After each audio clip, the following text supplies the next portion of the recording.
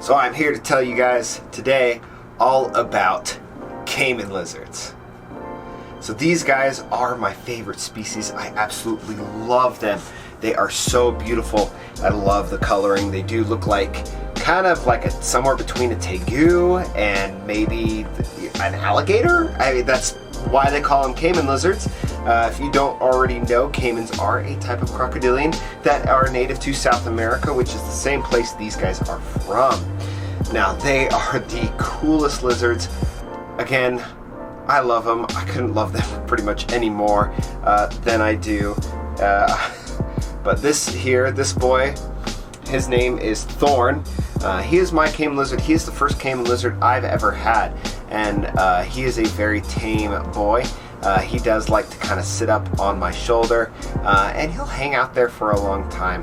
So here's some basic knowledge you should know before getting your very own caiman lizard. First off, living space. Now, you get these guys and they're only maybe a foot long, sometimes even smaller when they hatch and when they ship them out here to the United States. Most caiman lizards do come from Peru. They're typically farm bred in that area and then shipped to the United States. The reason for this is because they are very difficult to breed in captivity or under human care. These animals get very big. And so from that, of course, we need to have a big enclosure. If you didn't know already, caiman lizards are semi-aquatic and semi-arboreal. What does this mean? This means that they spend a lot of time in the water, and then they also spend a lot of time in trees. So they don't spend a whole lot of time, say, on the dirt or on the shore, but they still do like substrate and do enjoy digging from time to time. With that in mind, this means that you're going to have a very large aquarium. I would say an adult might need about a 75 to 100 gallon at the very least, depending on if it's a male or female. If it's female, you might be able to go a little bit smaller. If it's male, you might need to stick to the bigger side because they do love swimming. Now the arboreal section. The arboreal section needs to have plenty of space as well. A few branches to climb on. You could add a heat pad to that. That's what I've done just to make sure that it does get extra heat. Other living conditions as well as with their enclosure. Their water temperature should be at about 78 degrees. It can go as low as 73 and as high as about 85. I would stay close to 78 just because that's a very nice middle ground to stay in. If your room that you're keeping them in is at about 80 degrees, you don't have to worry about having extra pool heaters or aquarium heaters or things like that. But if your room is a little bit kind of closer to 75, I would definitely recommend putting in a aquarium heater or a couple of them if you need. Basking platform should be anywhere between 105 and about 115 degrees. These reptiles do like to heat up and heat up quick. That is true with most big reptiles. They do like things a lot hotter.